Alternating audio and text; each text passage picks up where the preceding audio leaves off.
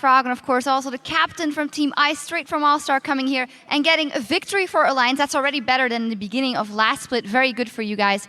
Tell us about picks and bans, because the Copenhagen Wolves, they had a plan. Yeah, I think it was very key for us to wait with the mid pick to the very last pick when we saw what comp they had. Because if we had went with more an assassin pick or something, we would have get screwed over because of the Kog'Maw pick, which is really strong together with the Yorick. So we wanted something that could just blow them up in team fights and match them equally, because Yasuo is a really strong split pusher and stronger than Shyvana when he gets more items. So it's very key for us to actually be able to win the team fights and be able to siege, and that's why we last picked the 6. So it definitely worked out in the end, but it took an incredibly long time to get there. Talk me through the first 20 minutes of the game. It felt like the Wolves were just one step ahead of Alliance. They had a fairly sizable gold lead, and they seemed to push you around the map. What was going on? Yeah, I think our biggest mistake there was we let them push in order for us just to farm up, and then we want to dive the Lulu once he gets back. And that way we can deny a lot of experience compared to them just getting a lot of global gold, which we think is worth more, because 6 can just wave clear in the mid. You don't necessarily need to just push down the turrets and then group, because you can't wave clear alone, but 6 can do that. So if we managed to dive the Lulu top, I think we would have gotten out ahead, but we didn't manage to do that, and they got really far ahead because of that, and they got all the vision control in the game, and that's why it dragged out. Well, you guys did transition very well into the mid-game, taking control of those dragons and towers, but then at the very first big team fight of the game, you actually didn't do that well when you tried and dive the tower. We actually have a replay to illustrate that, if we can pull that up on our screen, because a little bit of a misjudgment there if you could dive the tower or not. Yes, I want to pick your brain about what was going on, because it was very clear that you wanted to dive the Copenhagen Wolves. So let's roll this clip out and explain what was happening, the team decisions, etc. Yeah, so before even this happens, we wanted Wicked to move down so we could dive, because we know Yorick is getting low and we know everybody wasn't there from Copenhagen Wolves. So we would manage to dive them there before the Yasuo got back, but it fails, and our Moon, because we don't pick up a kill, so I don't get my mana back from Athene's Unholy Grail, and that allows them to hunt us down all the way and eventually win the team fight, which was really poorly played from us. But if we managed to get one kill, so I could get either kill or assist, so I could get some mana back, it would have turned out differently. It felt like you kind of went in somewhat disjointed. Wicked went in quite early, Shook was by himself a little bit. Was that just a little bit of confusion in the calling, or was that somebody pulling the trigger too early?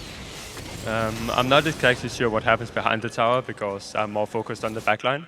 So what they're doing is like they're trying to keep their backline busy, or trying to get the kills that's pulling, like they're trying to hold their the enemy backline busy so we can do our work and kill them faster. And I'm just there to protect taps and do a lot of damage to Yasuo and the other melee champions, which 6 is really good at.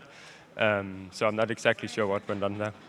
Can you maybe shine a light on the revamped Copenhagen Wolves? You, of course, played against them in their own lineup 4 times in the last split. And then here, with the new AD carry, Willett, and the new jungler, Airwax, did you feel a great difference in the way they played the map as to their I think they split? played the map the exact same way in the old Copenhagen Wolves. I don't think Amazing and Forgiven had that much map, like rotations and stuff. I don't think they were like the decisive ones there.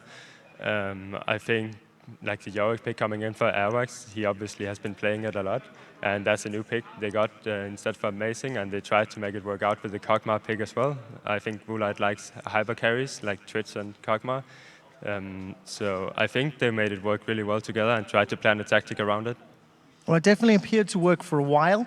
Wasn't enough to pick up a victory for yourself and Alliance, against you guys. First victory of the split. Eyes are definitely on World Championships. Towards the end of the splits and playoffs, Alliance was looking great, fell off a little bit in the playoff bracket.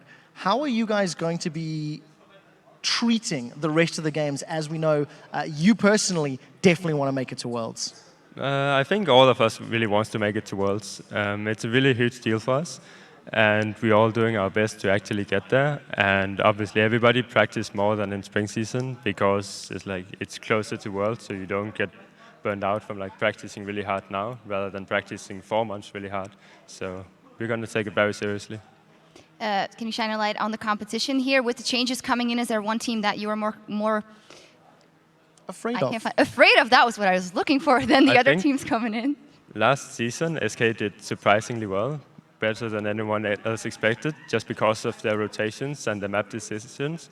They're really decisive and they play the map out well. They don't rely that much on individual skill, which is uncommon for an EU team. So I think they might actually be the hardest team to beat. Wow, well, very interesting. Congratulations on that first victory of the season for you, Froggen. We need to head back to base, but we'll be returning with Millennium battling the super hot crew. Stay with us as the action continues.